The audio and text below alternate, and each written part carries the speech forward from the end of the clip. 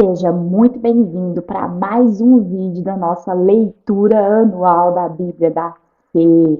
E hoje nós vamos falar sobre o capítulo 15 e o capítulo 16 de Atos. E o capítulo 15 é um concílio. O que é um concílio? É uma resolução, uma grande reunião de resolução. Mas de resolução de quê, bispa?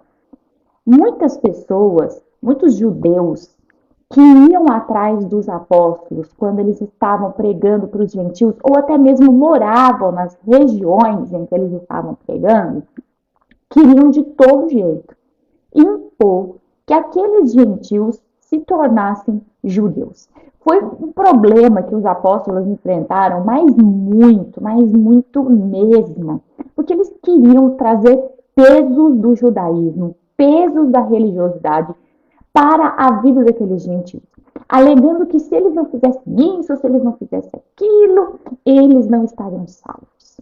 Gente, eu vou te dizer que isso não é uma coisa só daquela época, mas que infelizmente nós, seres humanos, nós temos um problema.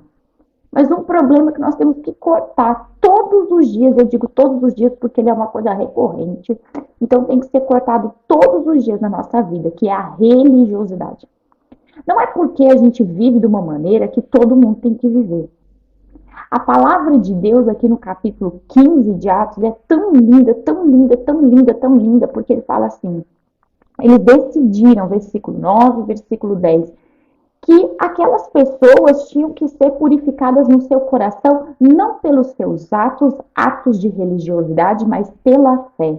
E decidiram que eles estavam sobrecarregando os discípulos gentios com um jugo que nem eles mesmos, nem seus antepassados conseguiriam suportar. E cremos que todos nós e eles somos salvos da mesma forma, pela graça no Senhor Jesus. E aí eles levaram instruções através de Silas, né? E Silas acabou ficando com Paulo nessa jornada missionária. Essas recomendações foram: não viva uma vida impura, viva uma vida abençoada, não seja uma pessoa dada aos costumes, né, costumes imorais dessa terra.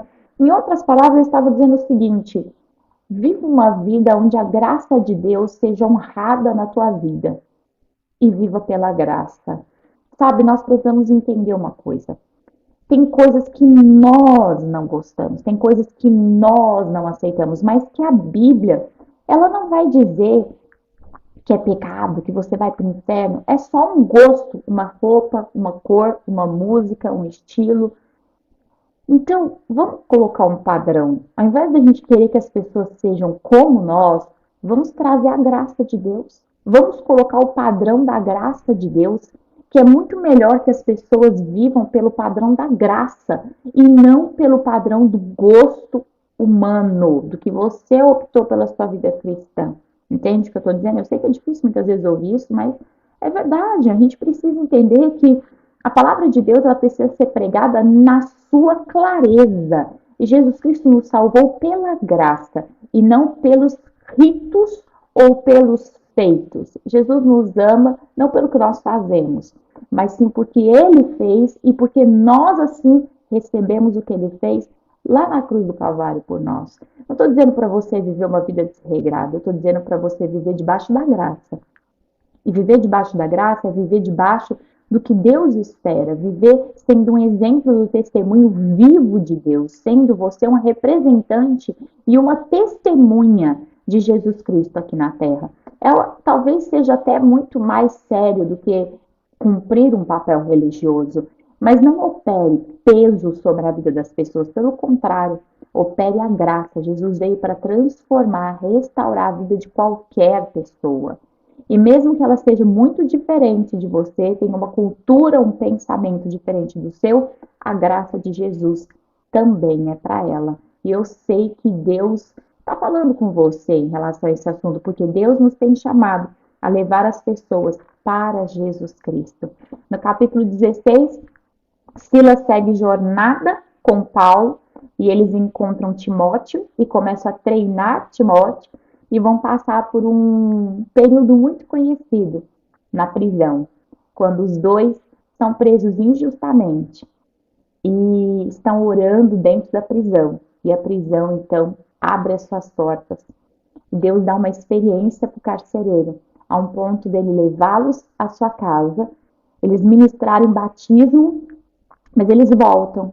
Eles voltam para a prisão porque eles vão sair em honra. Nunca fuja de nada, nunca queira um caminho facilitado. Sempre aceite o plano e o processo de Deus e Deus vai te dar honra. Eles saíram em honra daquela prisão e eles encontraram também uma pessoa muito especial que é Lídia. Lídia, uma porta aberta de Deus para aqueles homens. Na casa de Lídia começou uma igreja, porque Lídia tinha um coração aberto. Ela não julgou eles por nada. Quando eles saíram da prisão, na casa de Lídia já estavam reunidos muitas pessoas ali na presença de Deus. E eles abriram as portas e reconheceram que eles eram homens de Deus. Nunca julgue ninguém sem antes você saber o que realmente está acontecendo.